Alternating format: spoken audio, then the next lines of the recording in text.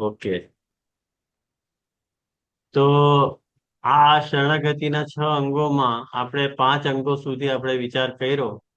આજે છઠ્ઠો, અન્ય સંમેલન એવા બ્રહ્માસ્ત્ર ન્યાયુક્ત, આ વાત સમજાવવામાં આવશે. તો શું આજ્ઞા કરે છે? અત્યાર સુધીમાં કોઈ પ્રોબ્લેમ છે કોઈને સમજવામાં? કઈ પ્રશ્ન છે કોઈના?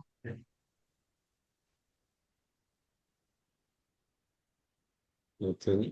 હા, ઠીક છે. તથાપિ લોક સંગ્રહાર્થમ હમણાં ધર્મ. નવમો પોઈન્ટ આપ શ્રી હમણાં નવમો પોઈન્ટ કીધો ને હવે આ છઠ્ઠો. નવમો પોઈન્ટ, હા, નવમો પોઈન્ટ છે. આપ શ્રી હમણાં છઠ્ઠો પોઈન્ટ બોલ્યા નવમો પાછા. છે, એમાં શરણાગતિના છઠ્ઠા અંગનું વિવેચન આવી હા રહ્યું છે. હા, છઠ્ઠા અંગની બરાબર. હા, જય જય શ્રી દંડવત પ્રણામ. હા, તો પછી ખોટું કહ્યું મેં? ના, બરાબર કહ્યું છે જય જય શ્રી, મારી સમજવામાં ભૂલ થઈ.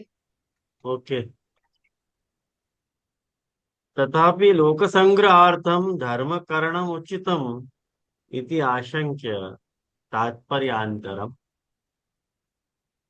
જુઓ શું આજ્ઞા કરે છે કે તથાપિ લોક સંગ્રહાર્થમ, લોકના સંગ્રહ માટે ધર્મ કરણ ઉચિતમ. એટલે તમે લોકમાં એક આવા જાતનો એક દૃષ્ટાંત સ્થાપિત કરો કે માણસે કોઈ પણ પ્રકારનો ધર્મનો નિર્વાહ કરવો જ ન જોઈએ, સર્વ ધર્મનો ત્યાગ કરી દેવો જોઈએ. આ જે તમારી વાત છે, આ ખોટી વાત છે. એ વાતને અમે નથી માનતા. કારણ કે લોક સંગ્રહાર્થમ ધર્મ કरणम ઉચિતમ, લોકોના સંગ્રહ માટે કે લોકોને દેખાડવા માટે કે લોકોને ઉપદેશ આપવા માટે, એ લોકોને સન્માર્ગ ઉપર ચલાવવા માટે માણસે ધર્માચરણ તો કરવું જ જોઈએ ને. અને તમે કરો છો કે તમે આજ્ઞા કરો છો કે સર્વ ધર્માન પરિત્યજ, એમાં તમારા મગજમાં નથી બેસતું. તો આવી આશંકા કરીને તાત્પર્યાંતરમ કહે છે. બીજો તાત્પર્ય સમજાવી રહ્યા છે કે ભાઈ શું કહેવા શું માંગી રહ્યા છે એ વાતને પેલા સમજી ગયો ને, કે અન્ય સંમેલન એવા બ્રહ્માસ્ત્ર ન્યાય ઉક્ત. આમાં અન્ય સંમેલન થઈ રહ્યું છે. જ્યાં અન્ય સંમેલન થાય, જ્યાં તમે જે વ્યક્તિથી જોડાયેલા છો, જે વ્યક્તિ પ્રત્યે સમર્પિત છો, જે વ્યક્તિના માટે તમને દ્રઢ આશ્રય ભાવ છે, એ વ્યક્તિનો આશ્રય છોડીને જ્યારે તમે તમારા કાર્યપૂર્તિ માટે, તમારી લૌકિક કાર્યપૂર્તિ માટે, તમારી સ્વાર્થ પૂર્તિ માટે તમે કોઈ બીજા વ્યક્તિનો કે આશ્રય કરી રહ્યા છો, તો એને અન્ય સંમેલન કહેવાય. અને જ્યારે કોઈ અન્ય સંમેલન કરે ત્યારે શું હાનિ થાય?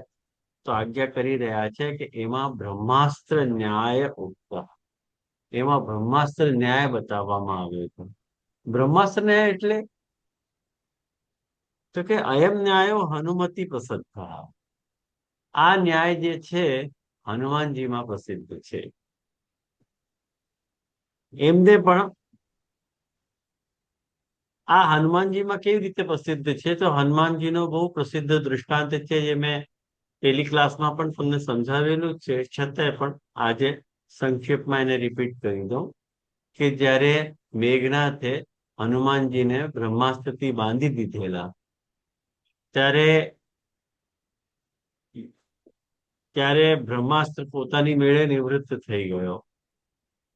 અને પછી હનુમાનજી બંધન મુક્ત થઈ ગયા અને આખી લંકાને બાળી દીધી. તો આ દ્રષ્ટાંતમાં અન્ય સંમેલન ક્યાં આવી રહ્યું છે? કોઈ મને સમજાવશે? એમાં કેવી રીતે અન્ય સંમેલન થયું? आया ना कपिला बेन दिमाग में? हाँ हाँ जी जी, क्योंकि प्रश्न दिमाग में बैठो। हाँ हाँ, मेघनाथ को ब्रह्मास्त्र पे शंका हो गई, उनका आश्रय छोड़ के उनको लगा कि ये हनुमान जी कहीं ये नहीं हो, तो वापस से उनको रस्सी में बांधने लगे लोहे की चेन से। तो ये चीज, उनका आश्रय, ब्रह्मास्त्र का आश्रय छोड़ के वो रस्सी लोहे की चेन बांधने लगे, तो ये आश्रय गलत हो गया। जे दृढ़ नहीं, आश्रय, ब्रह्मास्त्र से बांधो तो उनको। हाँ बांधे थे, लेकिन मेघनाथ को शंका हो गई कि कहीं ये ब्रह्मास्त्र भी नहीं तोड़ दे। ठीक है, मेघनाथ को शंका हो गई, हाँ लेकिन हनुमान जी की दृष्टि से या में अन्य सम्मेलन कैसे भयो, नहीं, ये तो प्रश्न। हनुमान जी को जब लगा कि मेघनाथ ही उनका आश्रय छोड़ रहा है, तो फिर मैं क्यों, वो तो आदर कर रहे थे ब्रह्मास्त्र का, लेकिन जब मेघनाथ को लगा कि वो ही आदर नहीं कर रहे जिन्होंने इसको बांधा है, तो फिर मैं क्यों करूं, तो उन्होंने फिर ये कर दिए, ब्रह्मास्त्र को भी तोड़ दिए मेरे हिसाब से। जे फिर आप तो जैसे बताएंगे। और कोई को हाथ उठो तो शायद, अब उनको ध्यान नहीं है कौन ने हाथ उठाया तो, કોણ હાથ ઉપાડ્યો હતો, હાથ ઊંચો કર્યો હતો ને કોણે? હા, જેથી રાખીબેન, મેં હા કર્યો હતો હા, આ બોલો રાખીબેન. આ જ હતું કે મેઘનાથને ખુદને જે બ્રહ્માસ્ત્ર ઉપર શંકાઈ કે ભાઈ બ્રહ્માસ્ત્ર પણ આ તોડી નાખશે, તો એને બ્રહ્માસ્ત્ર ઉપર ભરોસો નતો રહ્યો કે ભાઈ બ્રહ્માસ્ત્રથી બાંધાઈ જશે હનુમાનજી. એટલે પછી હનુમાનજીએ છોડી દીધું કે ભાઈ જેના આધીન એને જ આ ઉપર ભરોસો નથી, તો પછી હું કેમ એની આ કરું છું. ઓકે, એટલે બીજો કોઈ? દંડવત પ્રણામ. હું કઈ કહું હા, તો એમાં હનુમાનજીને તો એક અનન્ય આશ્રય શ્રી રામ પર હતો, રાઈટ? અને એ બ્રહ્માસ્ત્ર થી બંધાયા એમની આમન્યાથી. પણ જ્યારે એમને જ્યારે પેલા મેઘનાથ ને બધા રાક્ષસો બ્રહ્માસ્ત્ર થી બાંધવા છતાં, કે હું તો કે છે કે હનુમાનજી પોતે એટલા સમર્થ હતા કે બ્રહ્માસ્ત્રની સ્તુતિ કરે અને છૂટી પણ શકે, પણ એમને અનન્ય આશ્રય રામ પર હતો અને બ્રહ્માસ્ત્ર પર હતો, એટલે એ બંધાયા.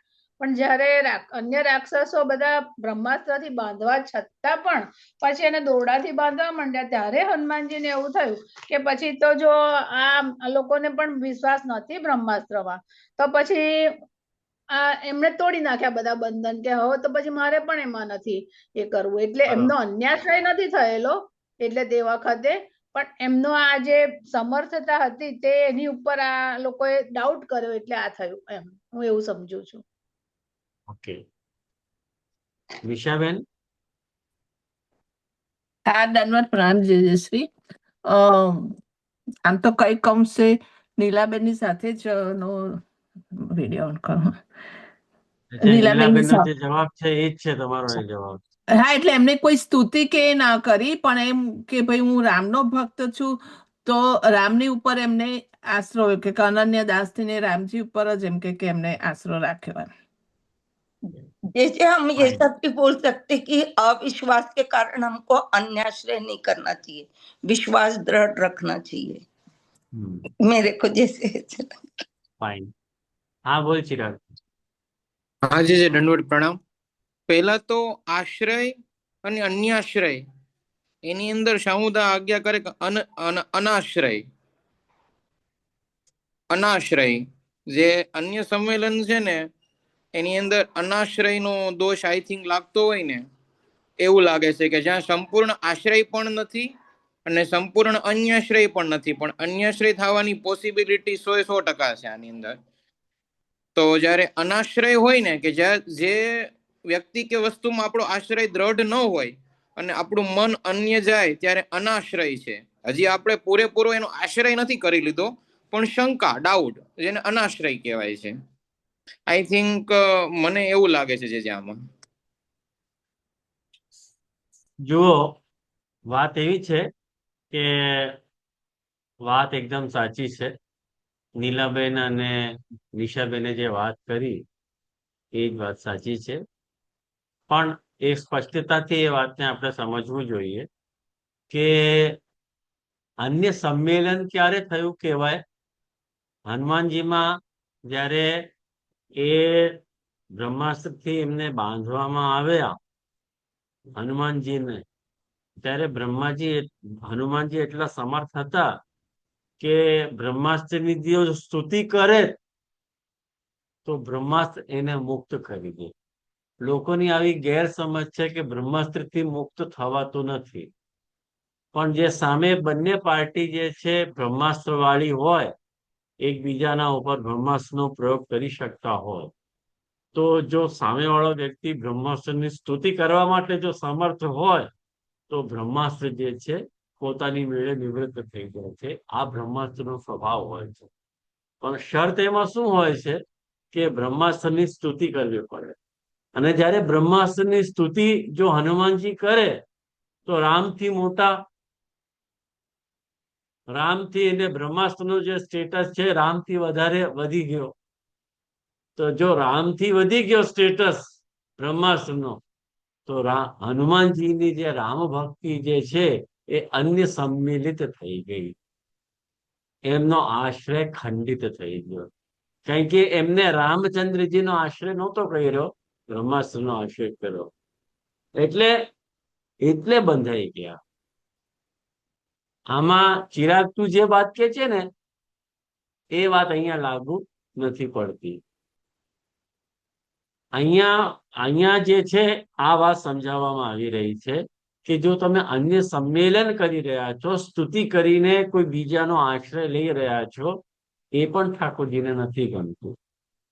એટલા માટે, કારણ કે પ્રભુ સિવાયના જે ધર્મો છે એ ધર્મો સાથે આપણો જો સંબંધ સ્થાપિત થાય તો આપણો અન્યાશ્રય ચોક્કસ, અન્યાશ્રયનો દોષ આપણને લાગે. પણ જયારે આપણે કોઈ ધર્મ, અન્ય કોઈ ધર્મનો, બધા ધર્મનો જો ત્યાગ કરી દઈએ તો પછી અન્યાશ્રય લાગવાનો જે ભય છે એ મુક્ત થઈ જશે. એમાંથી મુક્ત તમે થઈ. ખ્યાલ આવ્યું? એ અહીંયા વાત છે. તો અયમ ન્યાયો હનુમતિ પ્રસિદ્ધ. આ વાત જે છે હનુમાનજીના દ્રષ્ટાંતમાં પ્રસિદ્ધ છે. તથા ચ ધર્માંતર સંબંધે, જેવી રીતે કે ધર્માંતરનો સંબંધ થાય એ સંબંધમાં શરણ પદાર્થો ગચ્છતિ, શરણ પદાર્થનો ભંગ થઈ જાય છે. હવે શરણ નથી રહ્યું. તમે પોતાના તમારા જે શરણાગત રક્ષક છે એમના ઉપર તમને ભાવ નથી. અને જેમનાથી તમને મુસીબત આવી છે, જેમનાથી તમે બંધન પ્રાપ્ત થયું છે, એમનો આશ્રય તમને વધારે પ્રબલ દેખાઈ રહ્યો છે. એટલા માટે તમે એમની સ્તુતિ કરી રહ્યા છો. તો શરણ પદાર્થ ખતમ થઈ ગયો. ગમે તે પરિસ્થિતિ હોય, આપણો આશ્રય એક અને એક જ રહેવો જોઈએ. આસરો દ્રઢ કેવલ એક શ્રી વલ્લભાધીશકો, જેવી રીતે આપણે ત્યાં પદોમાં પણ આવે છે અને કીર્તનોમાં પણ ઠાકોરજીના વિષય ગાવા કીર્તન મળે છે આપણને. તો એટલે ધર્માંતર સંબંધે શરણ પદાર્થો ગચ્છતિ, શરણ પદાર્થ વયો જાય છે. ઇતિ તદ રક્ષાર્થમ, ઇતિ તદ રક્ષાર્થમ એટલે તદ રક્ષા, એની રક્ષા એટલે શરણાગતિની રક્ષા. શરણાગતિની રક્ષા માટે ધર્મ ત્યાગ ઉત્તર, ધર્મ ત્યાગ કહેવામાં આવી રહ્યું છે. એક પદમ અપી અતએવ, એ જે ઠાકોરજી આજ્ઞા કરી રહ્યા છે કે સર્વ ધર્માન પરિત્યજ્ય મામ એકમ એવ, એ જે એક પદ આવ્યું છે મામેકમ, મને જ ખાલી, એક મને જ, એવો જે અર્થ ઠાકોરજી કરી રહ્યા છે, એક એનો અર્થ સમજાવી રહ્યા છે અહીંયા ગુસાઈજી સમજાવી રહ્યા છે. અન્યથા મામ ઇતિ અનેનૈવ એકત્વ પ્રાપ્તે, ઠાકોરજી આમ પણ કહી શકતા હતા કે સર્વ ધર્માન પરિત્યજ્ય મામ શરણમ વ્રજ, મારી તું શરણે આવી જા. એ કેવળ આ જે પદ લગાડ્યો, કેવલ મારી જ શરણમાં તું આવ, આ જે પદ લગાડ્યો એ વ્યર્થ થઈ જાત જો આ અર્થ આપણે ન કાઢીએ. હરિરાયજી ગુસાઈજી આજ્ઞા કરે છે. એટલે ઠાકોરજી શું કહેવા માંગી રહ્યા છે કે જ્યારે તું ધર્માંતરનો સંબંધ સ્થાપિત કરે છે, મને છોડીને કોઈ બીજા ધર્મનો સંબંધ, બીજા ધર્મ સાથે તારો સંબંધ સ્થાપિત થાય છે, એ બધા ધર્મોના નિર્વાહમાં એ ધર્મને દેશ અને કાળની અપેક્ષા હોય છે. કોઈ પણ દેશમાં અને કોઈ પણ કાલમાં ધર્મના 6 આવશ્યક અંગો છે. લખી લો, ધર્મના 6 આવશ્યક અંગો છે. એ ધર્મના 6 આવશ્યક અંગોનો નિર્વાહ થાય ત્યારે ધર્મ ધર્મ થાય, નહીં તો ધર્મ ધર્મ ના થાય. એ કયા 6 અંગ છે ધર્મના? એ લખી લો: કાલ, દેશ, દ્રવ્ય, કર્તા, મંત્ર અને કર્મ. 6 આવી ગયા ને? કાલ, દેશ, દ્રવ્ય, કર્તા, મંત્ર અને કર્મ.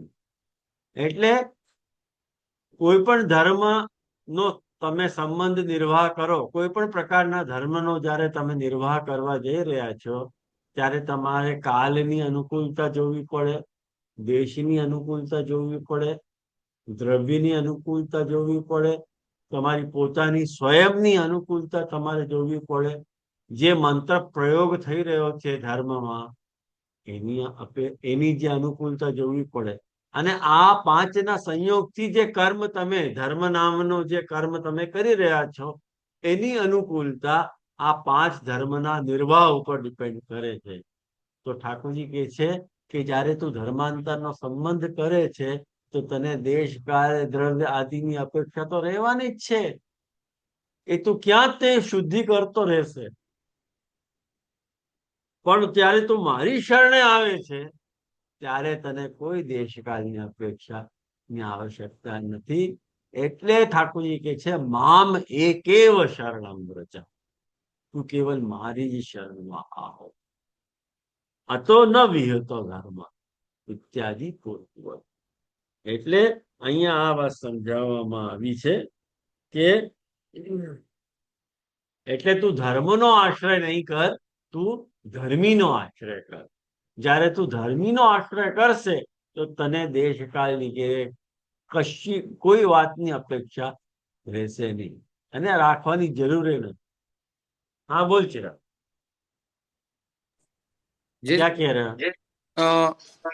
અન્ય સંમેલનમાં એક વાત મને નહોતી સમજાતી કે થિયરિકલ તો સમજાઈ ગયું, પણ પ્રેક્ટિકલ ડિફિકલ્ટી એવી છે કે હાલની જે પરિસ્થિતિ અને આપણો ભગવત ભાવ અને શરણાગતિ એટલી સ્ટ્રોંગ ન પણ હોય સાધન દશામાં, તો અન્ય કોઈ એક વ્યક્તિ પ્રત્યે આપણો થોડો ઘણો સમર્પિત ભાવ આવી જ જતો હોય છે. હવે એ કેવી રીતનું પ્રેક્ટિકલ એ આઈ થિંક હું પ્રેઝન્ટ નથી કરી શકતો, પણ લોક વ્યવહારમાં કે ધંધાની અંદર આપણે થોડુંક એના પ્રત્યે આપણો ભાવ કઈ ને કઈ આવી જ જતો હોય છે. તો એનું અન્ય સંમેલન કેવું? તો અન્યાશ્રયનું રૂપ માનવું. જો એને અન્યાશ્રયનું રૂપ માનશો તો કૃષ્ણાશ્રયમાં વિવેક ધૈર્ય ભક્તાદિ રહિતસ્ય વિશેષ પાપાસક્તસ્ય દિનસ્ય શ્રી કૃષ્ણ શરણમમાં. તો આશ્રય થોડોક હાર્ડ થઈ જાય. આઈ થિંક પ્રેક્ટિકલ ડિફિકલ્ટી મને થોડીક આમાં ફીલ થઈ રહી છે, તો એ સમજવું છે મારે. એક વાત કહું ચિરાગ, આટલા નીચા લેવલ ઉપર વાત નથી કરવામાં આવી રહી અહીંયા. તમારી ડે ટુ ડે લાઈફની જે વાતો છે એનો આની સાથે કોઈ સંબંધ નથી. આ બહુ મોટી મોટી વાતો છે, એની સાથે એને જોડવાનું છે. જ્યાં આશ્રય ભંગ થઈ રહ્યું છે, મનસા, વાચા અને કર્મણા તમે એ વ્યક્તિ સાથે જોડાઈ રહ્યા છો ત્યારની વાત છે. એટલે આઈ થિંક જે આપનું તાત્પર્ય એવું જ છે ને કે સંપૂર્ણ આશ્રય કે મનસા, વાચા અને ક્રિયા ત્રણે ત્રણનું જયારે થાય છે ત્યારે સંપૂર્ણ અન્યાશ્રયનું રૂપ થશે. જેમ કે આપણે બાહ્ય વ્યવહારમાં ખાલી ક્રિયા હોય છે, મનસા નથી હોતી, ક્યારેક વાણી હોય છે, તો અંદરનો ભાવ એવો આપણો ન પણ હોય. તો આઈ થિંક આ જ આપનું કેવું છે ને? હા, એ જ કેવું છે.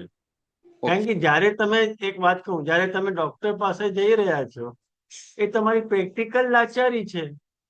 જો ડોક્ટર પાસે ન જઈએ તો બીજા કોની પાસે જઈએ? અને એને એક વખત તમે કહી દીધું કે તે મને સારું કર્યું, એમાં વાંધો શું થઈ ગયો? તમારો આશ્રય ભાવ થોડી ખંડિત થઈ રહ્યો છે. તમે એમ થોડી માની રહ્યા છો કે ઠાકોરજી થી પણ અધિક છે એ ડોક્ટર. ઠાકોરજી મને એવી રીતે સજેસ્ટ કર્યું છે. પણ જ્યાં તમે ઠાકોરજીને ગૌણ બનાવીને એને મુખ્ય બનાવી રહ્યા છો એ વખતની સિચ્યુએશનની વાત છે. ત્યારે તમારે આ વાતનો તમારી પાસે એવો હેન્ડલ હોવો જોઈએ જે હેન્ડલથી તમે એ આખી સમસ્યાને ઉપાડી શકો. એ હેન્ડલ લઈ લીધું એટલે આખી સમસ્યા બહાર. તમારી પાસે એવો હેન્ડલ હોવો જોઈએ.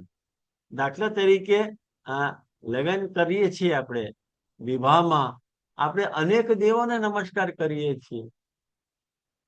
ગૌરીને નમસ્કાર કરીએ, મહાદેવને નમસ્કાર કરીએ, તમારા કુલદેવ કે કુલદેવીને તમે નમસ્કાર કરતા હો છો, ગણપતિને નમસ્કાર કરતા હો છો.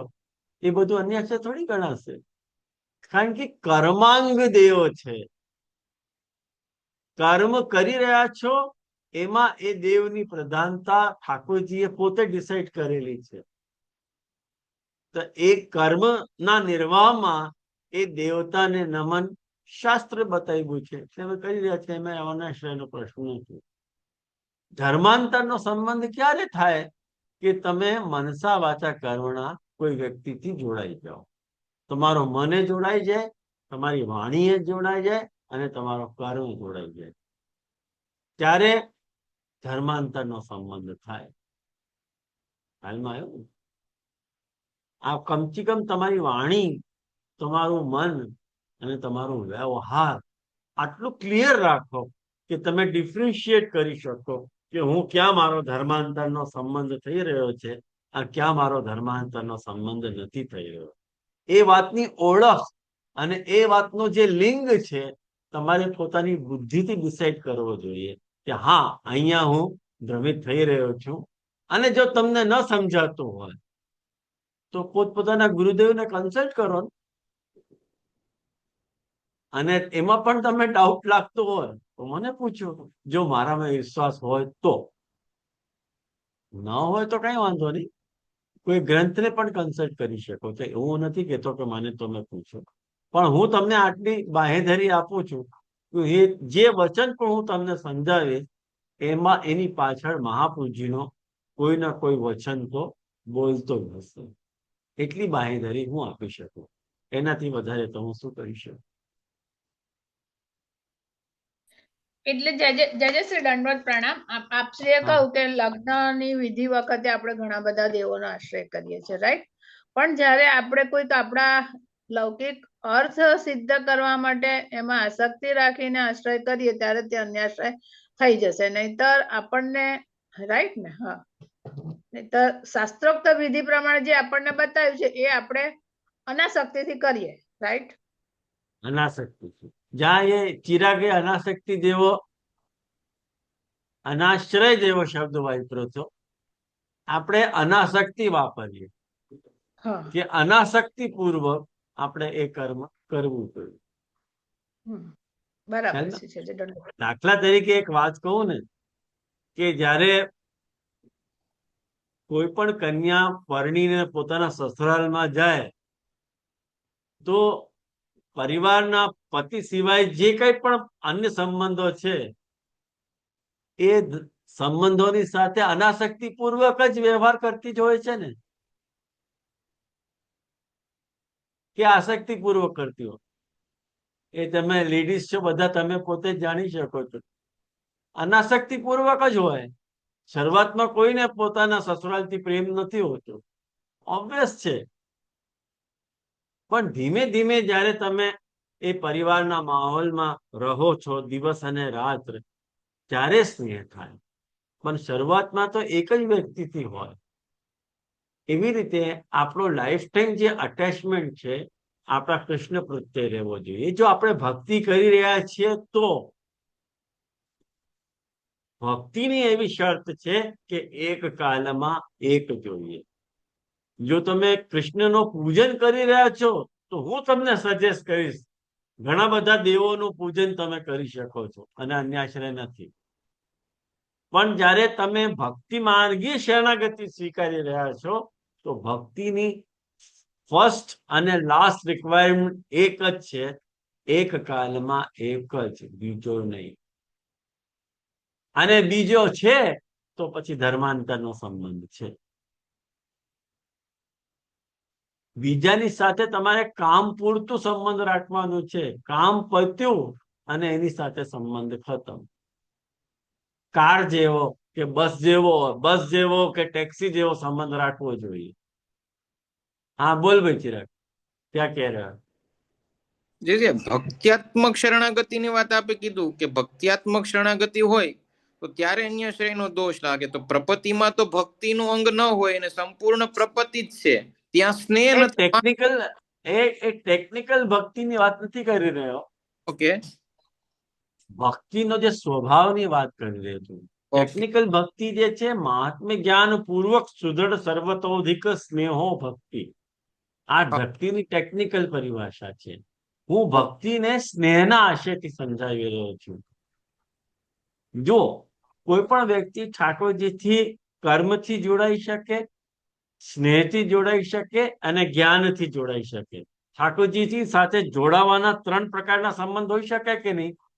તમે પોતાના જ્ઞાનથી તમને એવું લાગે કે કૃષ્ણ સર્વોપરી છે, કૃષ્ણ સાથે મારે સંબંધ રાખવો જોઈએ. આ જ્ઞાનની દ્રષ્ટિથી તમે કૃષ્ણ સાથે જોડાયા.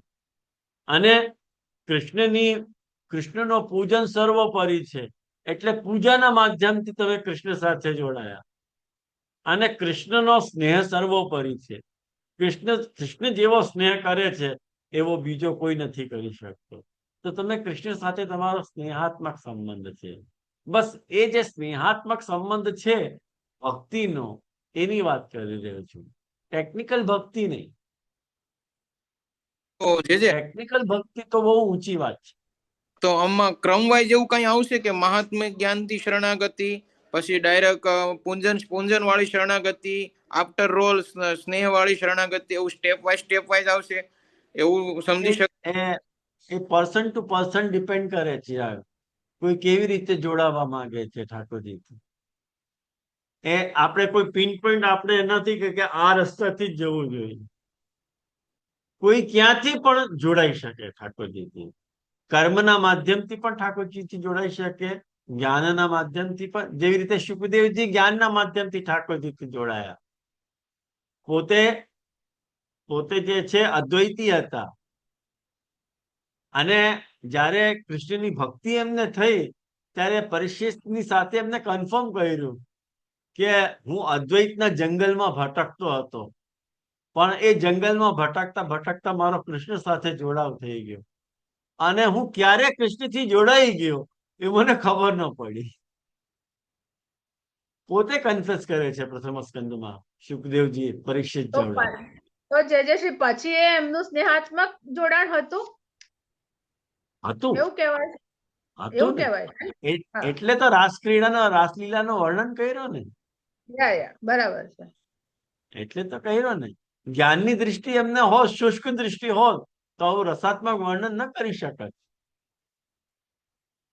આ જે સુખદેવજીએ રસાત્મક ભક્તિની જે બધી વાતો પ્રકટ કરી એ ભક્ત હોવાના કારણે. એટલે તારે તો મહાપ્રભુજી અમને ઉત્તમ બતાવી રહ્યા છે કે ઉત્તમ વક્તા છે. પ્રણામ. બરાબર. જે તો ભક્તિનો આસ્પેક્ટ ક્યારે આવે માણસમાં એ કહી શકાતું નથી ચિરાગ. એ તમે પિન પોઈન્ટ કરીને તમને યાદ રહે એવું નથી. દાખલા તરીકે તમે રોજ પાઠ યાદ કરો, અને પાઠ યાદ કરતા કરતા એક દિવસ એવો આવે કે તમને પાઠ કંઠસ્થ થઈ ગયા.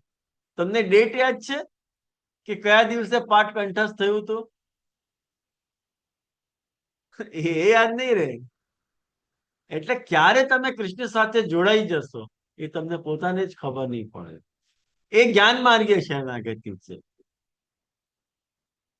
અને જયારે તમે કર્મથી ઠાકોરજી સાથે જોડાઈ રહ્યા છો એટલે ભક્તિનો સંબંધ સ્થાપિત કરી રહ્યા છો. જોડાવાનું તો તમે જ્ઞાનથી ઠાકોરજીને જોડાઈ રહ્યા છો. પણ જરૂરી નથી કે તમને ભક્તિ પ્રકટ થાય, તમને ઠાકોર કૃષ્ણ વાલા લાગે જ. Not necessary. આ બધું ડિપેન્ડ કરે છે વ્યક્તિ ટુ વ્યક્તિ, પર્સન ટુ પર્સન ડિપેન્ડ કરે. કોઈ વ્યક્તિ કેવો હોય, કોઈ વ્યક્તિ કેવો હોય. ઘણા વર્ષો થઈ જાય. જે હનુમાન પ્રસાદ પોદાર હતા, જે ભાગવતના મુખ્ય સંપાદક હતા ગીતા પ્રેસ ગોરખપુરના, વર્ષો સુધી અદ્વૈતી રહ્યા.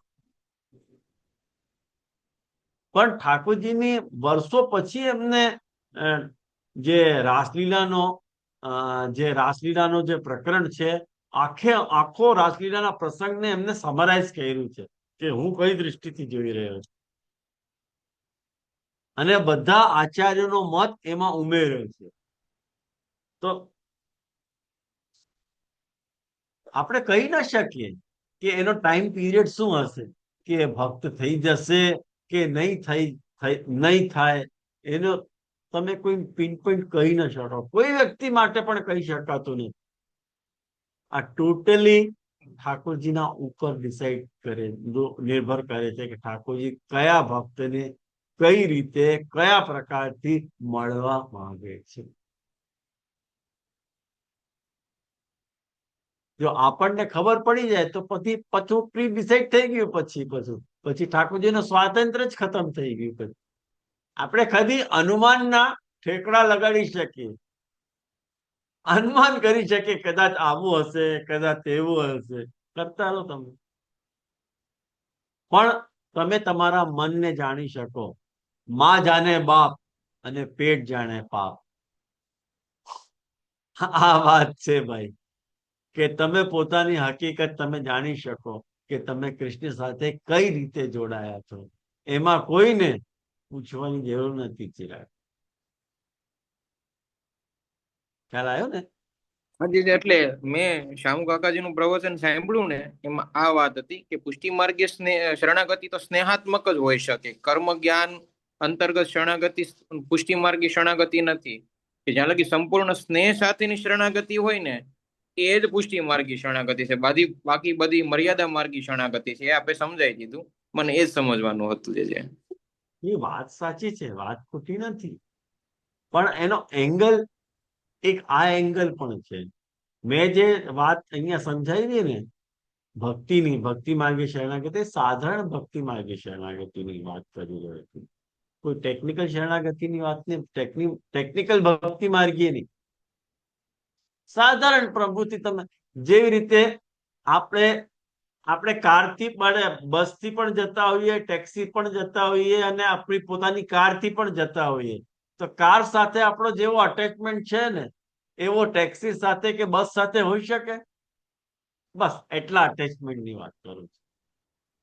કે જ્યારે તમે બસની સાથે બસમાં જઈ રહ્યા છો, તો બસ જ્યાં સુધી તમને તમારા ગંતવ્ય સુધી પહોંચાડી રહી છે, ત્યાં સુધી બસ સાથેનો સંબંધ છે તમારો. તો એ જે સંબંધ છે એ જે છે પૂજા માર્ગીય સંબંધ છે. અને જ્યારે કોઈ ટેક્સીને હાયર કરીને તમે પોતાના ગંતવ્ય સુધી જઈ રહ્યા છો, તો એ જ્ઞાન માર્ગે શરણાગતિ છે, ઉપાસના માર્ગે શરણાગતિ છે. કારણ કે જેટલી વાર તમે એ દેવને હોલ્ડ કરીને તમારું ધ્યાન તમે ફિક્સ કરી રહ્યા છો એ દેવમાં, એ ટેક્સી ટાઈપની શરણાગતિ થઈ ને, કે તમે જ્યાં સુધી તમે ગંતવ્ય સુધી નથી પહોંચી જતા ત્યાં સુધી ટેક્સીનો મીટર ડાઉન રહેશે. એક વખત તમે તમારા ગંતવ્ય સુધી પહોંચી ગયા તો મીટર પાછો પેમેન્ટ કરો અને ટેક્સી સાથે સંબંધ ખતમ. પણ કાર સાથે ક્યારેક આવું જ નથી થતું.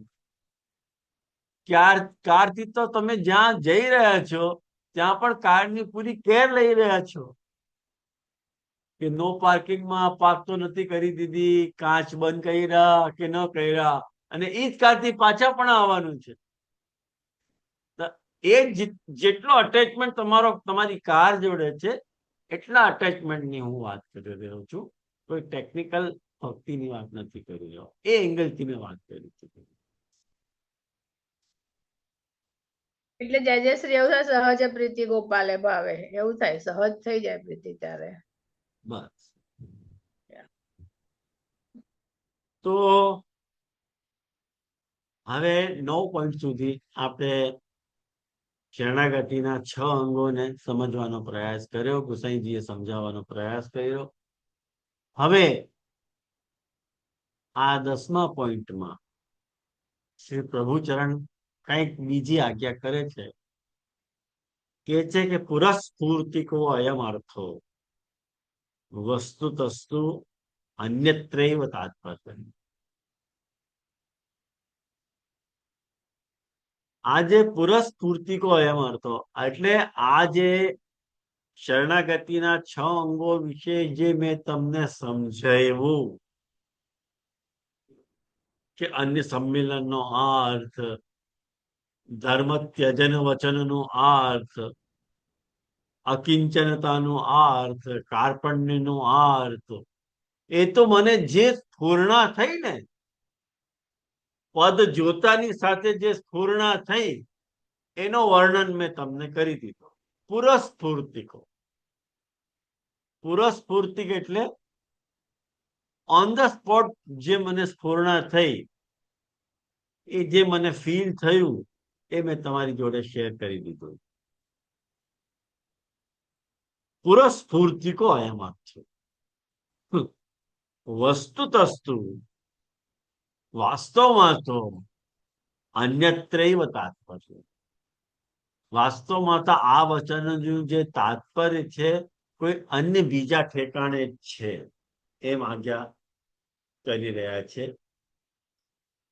તથા હિ, જેમ કે અત્ર અહીંયા સર્વાત્મ ભાવે તાત્પર્ય. અહીંયા સર્વાત્મ ભાવમાં તાત્પર્ય છે. ગુસાઈજી આજ્ઞા કરે છે કે સર્વધર્માન પરિત્યજ્ય મામેકમ શરણમ વ્રજ અહમ ત્વા સર્વ પાપેભ્યો મોક્ષયિષ્યામિ મા શુચઃ. આ વચન સર્વાત્મ ભાવને ડીલ કરી રહ્યો છે એમ ગુસાઈજી કહેવા માંગી રહ્યા છે. ધર્મ ત્યાગ કથનેન ધર્મો ન વિહત ઇત્યત્ર હેતુ ઉચ્યતે ન્યાસ ઇત્યને. ધર્મ ત્યાગનો કથન કહેવાથી ધર્મ ત્યાગ કરો આ વચન દ્વારા ધર્મો ન વિહતા, તમારું જે અધર્મ ન થયું, ઇત્યત્ર હેતુ ઉચ્યતે, અહીંયા કારણ સમજાવવામાં આવી રહ્યું છે. કયો કારણ? તો કહી રહ્યા છે ન્યાસ ઇત્યાદિ. તમારો ધર્મ બાધ ન થયો એ જે વાત કહી એનો તાત્પર્ય અહીંયા સમજાવે છે કે ન્યાસ ઇત્યાદિ. ન્યાસ ઇત્યાદિ એટલે ન્યાસાદેશેષુ ધર્મ ત્યજન વચન. તો પાછા 6 શ્લોક. આ બીજા એંગલથી આપણે જે અત્યાર સુધી જે અર્થ જોયો એ પુરસ્ફૂર્તિક અર્થ હતું. એટ અ ગ્લાન્સ ગુસાઈજીને જે સૂઝ્યું એ અર્થ હતું. હવે વિચારીને ગુસાઈજી સમજાવી રહ્યા છે પાછળ. સૌથી પહેલા ન્યાસાદેશ, ત્યાગના, ધર્મ ત્યજન વચન. સૌથી પહેલો પોઈન્ટ ધર્મ ત્યજન. એમ આજ્ઞા કરે કે ભક્તિ માર્ગીય સંન્યાસો ઘોષભૂષણ સીમિન્તુનીષુ એવ ઇતિ પિત્તરચરણૈ સંન્યાસ પ્રકરણે નિરૂપિત. ભક્તિ માર્ગીય જે સંન્યાસ છે એ તો ઘોષભૂષણ સીમંતિની, ઘોષભૂષણ સીમંતિની એટલે નાયિકા, ઘોષ એટલે વ્રજ, એટલે વ્રજની ભૂષણ રૂપા જે નાયિકાઓ છે એટલે વ્રજ ભક્તો. આ અર્થ થયો. એને આપણે શું કહી રહ્યા છે? ઘોષભૂષણ સીમંતિની. આ કોનું નામ છે? વ્રજ ગોપિકાઓનું. તો કે છે કે ભક્તિ માર્ગીય ન્યાસો, જે ભક્તિ માર્ગીય ત્યાગ છે એ ત્યાગનો સ્વરૂપ તો તમે ક્યાં જોઈ શકો? તો ગુસાઈજી આજ્ઞા કરે છે કે ઘોષભૂષણ સીમિંતિની શું એવ. આ તો બ્રજ ગોપિકાઓમાં જ જોવા મળે છે. શું જોવા મળે છે? ભક્તિ માર્ગીય ન્યાસો. જે ભક્તિ માર્ગીય ત્યાગ છે એ તમે તો બ્રજ ગોપિકાઓમાં જ જોઈ શકો. ઇતિ આ હેતુથી પિત્તચરણઈ એટલે શ્રી મહાપ્રભુજીએ સંન્યાસ નિર્ણય ગ્રંથમાં આ વાતનો નિરૂપણ કરેલો છે, આ વાત સમજાવી છે. તથા ચ તે પાછું કશું પૂછ્યું નથી ને ચિરાગ? તારો રેઝ હેન્ડ છે એ ડાઉન કરી લે. હા, થેન્ક યુ. તથા ચ ન્યાસસ્ય આદેશ કથનમ. તથા ચ ન્યાસસ્ય આદેશ. પાછો આ તામસ ફલ પ્રકરણનો પ્રથમ અધ્યાય જે આપણે જે લોકોએ મારી નામરત્ના કે સ્તોત્રની ક્લાસ અટેન્ડ કરી છે એ ક્લાસમાં મેં ચાર ક્લાસમાં આ બ્રજભક્તોના ઠાકોરજી સાથે જે પ્રશ્નો ઉત્તર છે એ મેં બહુ વિસ્તારથી ડીલ કરેલા છે. તો જે લોકોને વિસ્તારની અપેક્ષા હોય એ લોકો ત્યાં સાંભળી શકે છે આ વિષયની. પણ અહીંયા જયશ્રી કયા નામની સંગતિમાં? દંડ પ્રણામ જયશ્રી. કયા નામની સંગતિમાં આપશ્રી એ લીધેલું છે? સર્વસ્વ દાન કુશલ. સર્વસ્વ દાન કુશલ. ઓકે, હા. તો પણ અહીંયા આ શરણાગતિના રેફરન્સમાં ઠાકોરજીએ આજ્ઞા કરી, 10 શ્લોકથી ઠાકોરજીએ આજ્ઞા કરી કે તમે બધા વ્રજ સ્ત્રીઓ છો, સુમધ્યમાં છો, યુવા છો, તો તમારે કોઈ પરપુરુષની સામે ઊભા ન રહેવું જોઈએ. કારણ કે ઘોર રાત્રિનો કાલ છે, તો તમે અહીંયા નહીં આવતા, પાછા ઘરે જતા. અને બધાને છોડીને જે તમે અહીંયા મારી પાસે આવી ગયા છો એ તમે બધું ખોટું કર્યું છે, તમારું અપયશ થશે અને ઘણી બધી વાતો ઠાકોરજીએ વ્રજ ભક્તોથી કરેલી. તો પાછા જાઓ, મારો ત્યાગ કરીને તમે પાછા તમે તમારા ઘરે. એ વાત અહીંયા કહી રહ્યા છે કે જે ઠાકોરજીએ ત્યાગની વાત કરી, ન્યાસસ્ય આદેશ કથનમ. ન્યાસસ્ય આદેશ એટલે ત્યાગનો જે આદેશ છે એનો કથન ઠાકોરજીએ કર્યો. એની વાત ઠાકોરજીએ આજ્ઞા કરી. એના જવાબમાં બ્રજગોપિકાઓએ સંતજ્ય સર્વ વિષયાંસ તવ પાદ મૂલમ. આ જુઓ, તમે જો ભાગવતજી વિરાસતા હોય તમારી પાસે તો ભાગવતનો 29મો અધ્યાય તમે કાઢશો ને તો બધા જ શ્લોકો તમને લાઈન બાય લાઈન મળી જશે. સંતજ્ય સર્વ વિષયાન એટલે 29મા અધ્યાયનો 31મો શ્લોક. ભાગવતના 29મા અધ્યાયનો 31મો શ્લોક, જેમાં ગોપીજનો આમ કે છે કે હે કૃષ્ણ, તમે ઘટ ઘટના વ્યાપી છો અને અમારા હૃદયની વાત તમે જાણો છો. તમારા આ નિષ્ઠુરતા ભરેલા જે વચન છે તમારે કહેવા ન જોઈએ. આવી બધી વાતો ગોપીજનોએ ખુદીથી કહી કે તમને જેવી રીતે કોઈ આદિ પુરુષ હોય એટલે નારાયણ હોય, એ કૃપા કરીને પોતાના મુમુક્ષુ ભક્તોથી પ્રેમ કરે છે, એવી રીતે તમે અમારું ભજન કરો. અમે તમારું વરણ કર્યું છે, હવે તમે પણ અમારું વરણ કરો, અમારું ભજન કરો. આ સંભળાયું ઠાકોરજીને. અને કાસ્ત્રંગત ઇત્યાદિ. કાસ્ત્રંગત ઇત્યાદિ એટલે કયો શ્લોક? 40મો શ્લોક. એ 40મો શ્લોક તમે જોશો ને તો તમે આ વાતનું તમને જોવા મળશે. એટલે એમાં બ્રજગોપિકાઓ ઠાકોરજીથી આ વાતનું નિરૂપણ કરી રહી છે કે હે શ્યામ સુંદર, આ ત્રણેય લોકમાં એવી કઈ સ્ત્રી છે જે મધુર મધુર પદ અને તમે જેવી મૂર્છના સાથે જે ઠાકોરજીનો મૂર્છના સાથે જે વેણુનાદ કરી રહ્યા છો, એ વેણુનાદને સાંભળીને પોતાના ધર્મનો ત્યાગ ન કરી દે.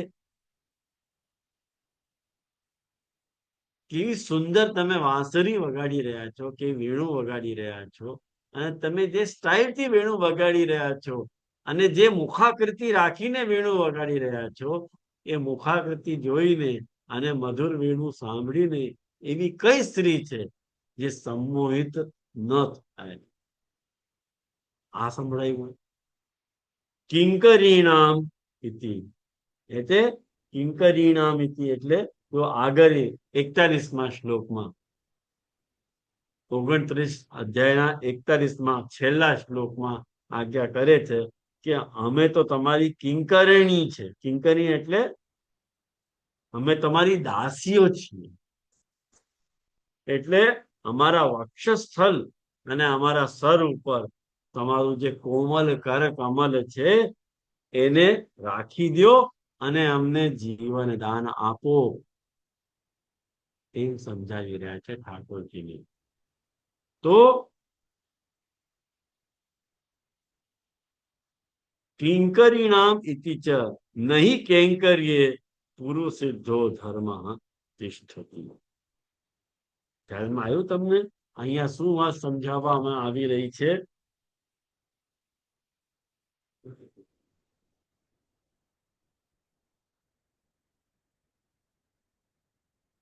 નહીં કૈંકર્યે પૂર્વ સિદ્ધ ધર્મો તિષ્ઠતિ. એટલે જ્યારે મનુષ્ય કૈંકર્ય એટલે દાસત્વ, જ્યારે મનુષ્ય દાસત્વનો સ્વીકાર કરે છે ત્યારે એના જે પૂર્વ ધર્મ છે એ રહી શકતા નથી.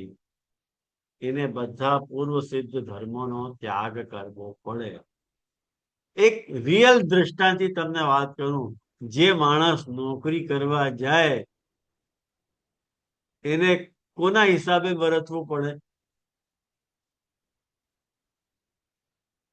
એના માલિકના હિસાબે. બોસ. એની પોતાની કોઈ ચોઈસ રહી શકે? ના રહી શકે.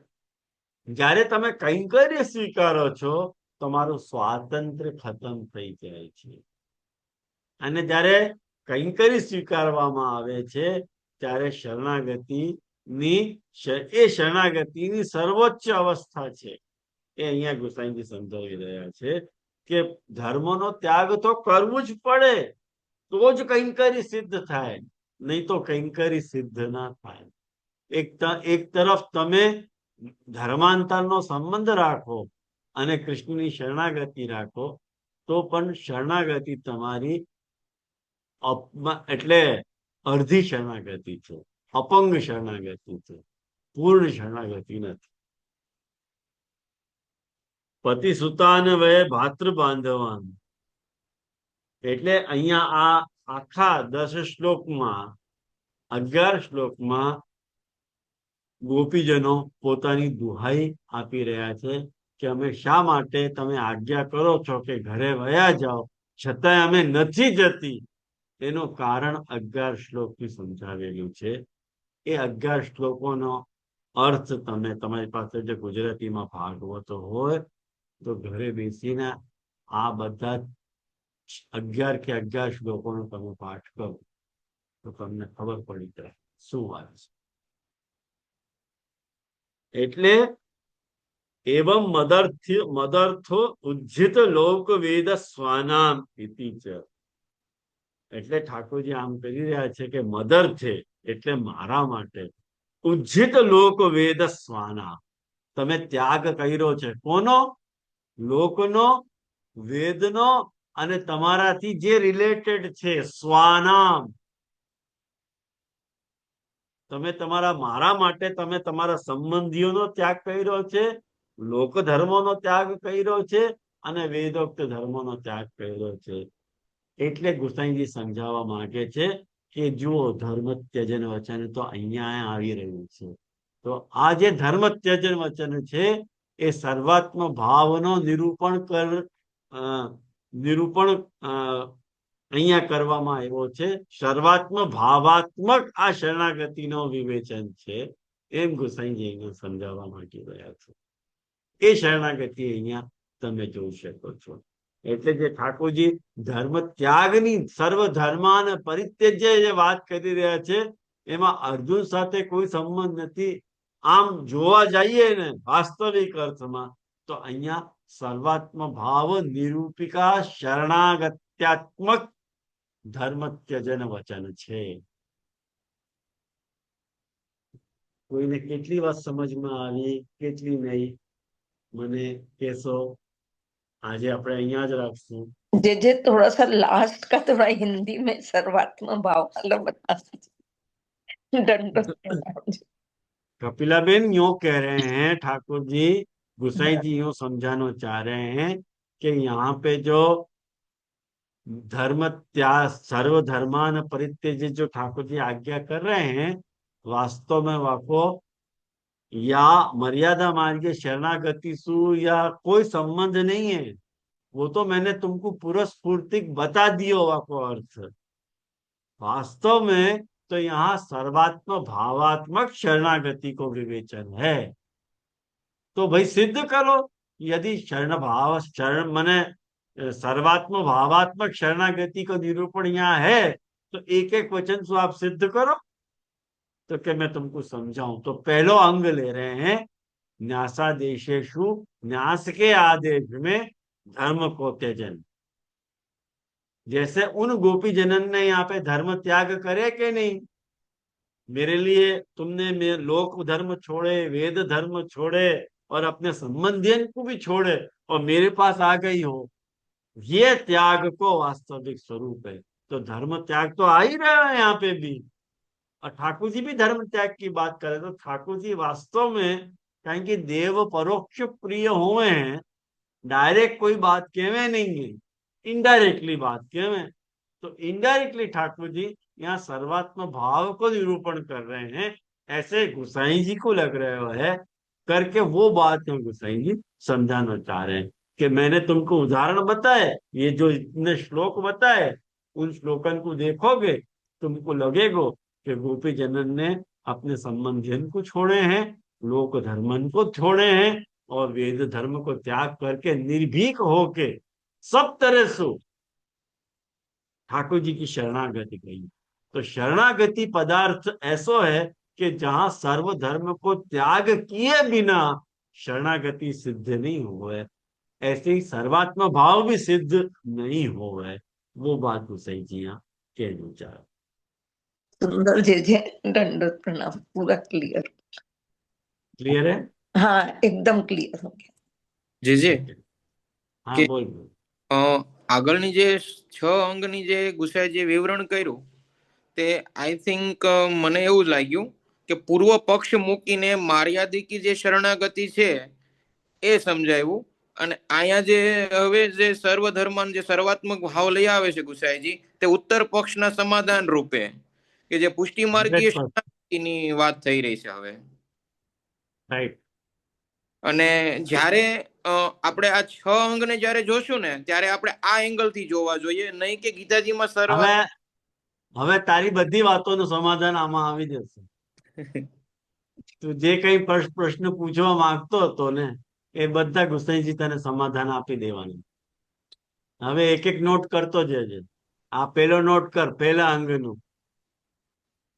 સર્વ ધર્માન પરિત્યજ્યના સંદર્ભમાં ગુસાઈજીએ કયો સમાધાન આપ્યો. જે રીતે ગોપીજીનોએ ત્યાં ત્યાગ કરેલો છે એવી ત્યાગ કરવાની તૈયારી છે પુષ્ટિ માર્ગીય ભક્તની. આવો મેદાનમાં, ચાલો એટલે સર્વાત્મ છે? ભાવપૂર્વક કરો સર્વાત્મ લોક ભાવ- ધર્મ ત્યાગ, કરો વેદ ધર્મ ત્યાગ, કરો પોતાના સંબંધીઓનો ત્યાગ. બહુ સર્વાત્મ ભાવ કરો છો કે અમે સર્વાત્મ ભાવ. અરે સર્વાત્મ ભાવ આટલું સહેલું નથી. આ કરવું પડે. ત્યાગ કરીને દેખાડો. લોકવેદસ્વાનામ મદર્થ ઉજ્જિત લોકવેદસ્વ. આ વાતથી તો કાયલ થઈ ગયા છે ઠાકોરજી ગજભક્તોના. આ વાતથી કાયલ થયા છે. ખ્યાલમાં આવ્યું ને? તો મારા ખ્યાલથી ત્યારે તો પ્રભુ કહે છે ને કે હું તમારા ઋણને ચૂકવી ના શકું. મારું ચૂકવી શકું. એટલે જયારે ગીતાજીમાં આપણે મર્યાદા માર્ગી લોકો સાથે શરણાગતિની ચર્ચા કરી રહ્યા છીએ ત્યારે તો પેલા પૂર્વ પક્ષી જ કરવાની રહી ગઈ. એ એંગલ થી સમજાવવું જોઈએ અને સમજવું જોઈએ. પણ જયારે પુષ્ટિ માર્ગી શરણાગતિના એંગલ થી આપણે ગીતાજીને જોઈ રહ્યા છીએ ત્યારે આ એંગલ થી જોવું જોઈએ. આ એંગલથી જોવું જોઈએ.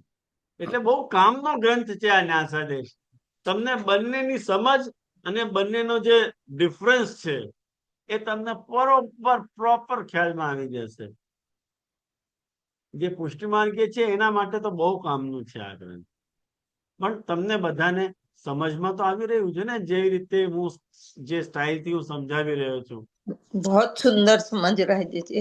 કારણ કે મારી થોડી ગુજરાતી મારી થોડી इजी है जी, समझ रहा है. ઠીક છે. તો થેન્ક્સ અ લોટ. ગુસાઈજીને ભક્તિની સુગંધ પાછી શરણાગતિમાં લાવીને શરણાગતિ લઈ આવ્યા છે. સર્વાત્મક ભાવ સાથે શરણાગતિ પ્રેઝન્ટ કરી એટલે ભક્તિની સુગંધ લઈને શરણાગતિનું પ્રેઝન્ટ કરી રહ્યા છે. બિલકુલ બિલકુલ. એટલા માટે મેં તને કહ્યું કે ઓલી જે છે ને શરણાગતિ એ કોરી સાધારણ ભક્તિનું નિરૂપણ છે. પણ આમાં તને એ પુષ્ટિમાર્ગી ભક્તિની સુગંધ જોવા મળશે. ખ્યાલ આવ્યો ને? સરસ. થેન્ક યુ જે આપનો ખૂબ ખૂબ આભાર. તો અહીંયા રાખીએ આપણે. આશ્રમ પદ કરીએ.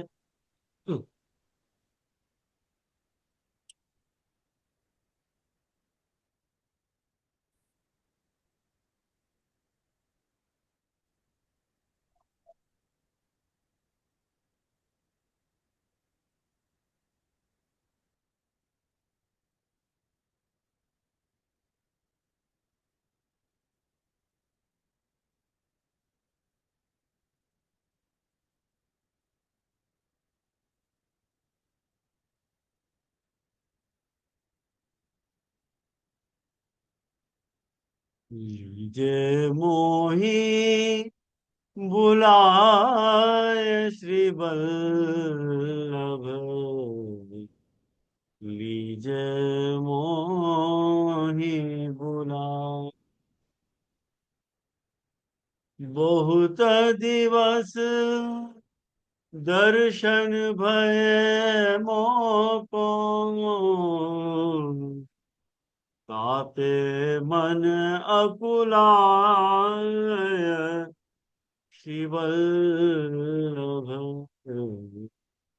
लीजे मोहि बुलाए निश दिन अति क्षीण होत तन सुध बुध गई है भूला गोविंद प्रभु तुम्हारे दर्शन बिना छिन भर कल्प विहार श्री वल्लभ लीजे मोहि बुलाय श्री वल्लभ लीजे मोहि बुलाय श्री वल्लभ लीजे मोहि बुलाय. જયશ્રી દંડવત પ્રણામ. એક પ્રશ્ન પૂછો તમારે. जे जे हाँ बोलो. મય્યનન્યેન એની સંધિ કેવી રીતે થાય? મય્યનન્યેન મય્યનન્યેન वहाँ पे है. મય્યનન્ય આ આપણે ભાગવત પારાયણ કરીએ ને તો એ પારાયણમાં સંસ્કૃતમાં જે શ્લોક છે ને એમાં આ શબ્દ એક આવે છે. કયો શ્લોક છે પણ? હા શ્લોક તો કયો શ્લોક 11 છે? માં